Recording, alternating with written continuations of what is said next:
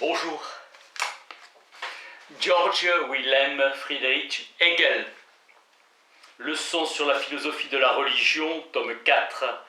La religion, déterminer la religion de la nature. La notion est dans l'esprit comme disposition, elle en constitue la vérité interne. Seulement quand l'esprit connaît la vérité, la religion devient réelle. L'idée de l'incarnation traverse toutes les religions. Les hommes vivent dans l'état, ils sont la vie, l'activité, la réalité de l'état. La représentation que l'homme se fait de Dieu correspond à celle qui se fait de lui-même, de sa liberté. La religion moderne, raisonnable, déisme, résulte de l'Aufklärung des Lumières et connaît Dieu comme abstraction. Dans la religion du sublime, le Dieu unique est le Seigneur et les individus jouent auprès de lui le rôle de serviteur. L'esprit veut en soi, se propose des fins, se détermine en soi, veut ce qui est conforme à sa fin. La religion de la beauté réunit la nature et l'esprit pour exprimer l'individualité corporelle consciente de soi. L'intérieur est l'unité divine dans la réflexion de l'homme qui, en tant qu'esprit subjectif, se trouve dans cette unité. L'unité de l'homme avec la nature est une expression harmonieuse qui plaît, signifiant l'unité de l'homme avec sa propre nature, la liberté.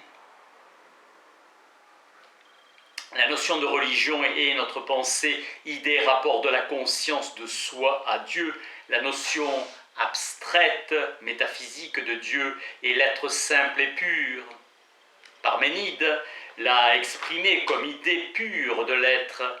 Il est l'être l'un, l'universel. Dieu se trouve dans la représentation et l'être s'y ajoute.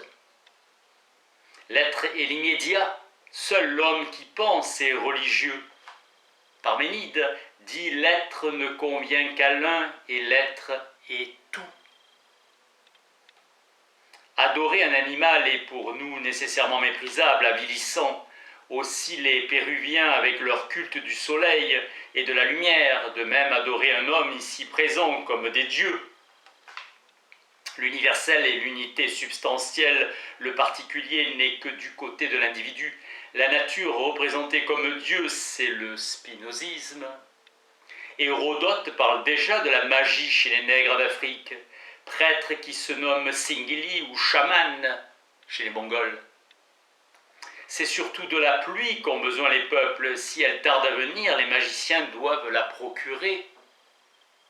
La conscience de soi subjective de l'homme est représentée comme dépendant de l'objet. L'homme adore la puissance comme libre. Dans le cas de tremblements de terre, d'inondations, d'éclipses, l'homme peut adresser des prières. Il y a des peuplades nègres qui pensent qu'aucun homme ne meurt de mort naturelle. Les Djagui, les Chagas ou Agag. Chez nous, le ciel signifie Dieu sans mélange d'éléments physiques. Sien signifie le ciel. Les jésuites ont autorisé l'usage du mot. D'autres les ont accusés car sien désigne une force naturelle et non un Dieu spirituel. Sien désigne l'universalité tout à fait indéfinie, abstraite. À côté de lui, l'empereur, non le ciel, règne sur la terre. La prospérité de l'empire et des individus dépend de l'accomplissement du devoir, religion morale. L'image du Bouddha, élévation au-dessus du désir, du vouloir individuel, de la barbarie, concentration dans l'intériorité, attitude pensive. Les peuples de cette religion ont pour caractère le calme, la douceur, l'obéissance, qui donne la brutalité et l'apaisement du désir, qui domine la brutalité et l'apaisement du désir.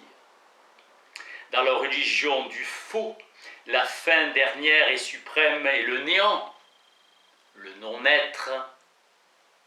On dit que tout est sorti du néant et s'y retourne. Le néant est le principe, le commencement et la fin de tout. Il n'est pas rien, c'est le substantiel, identique à soi, indéfini et simple. Il est dans la paix éternelle, sans vertu, sans puissance, sans intelligence. Surprenant que l'homme se représente Dieu comme le néant. Si l'on dit que Dieu est l'infini, cela signifie Dieu est la négation de tout l'individuel. Dans la religion mahométane, un éternel simple constitue l'intuition fondamentale et la détermination intérieure. Dans la religion chrétienne, Dieu est adoré sous forme humaine.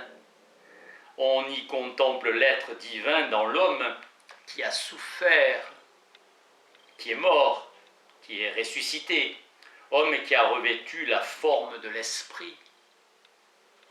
L'homme est esprit et son esprit se détermine comme âme, comme unité de ce qui vit, comme sa force vitale.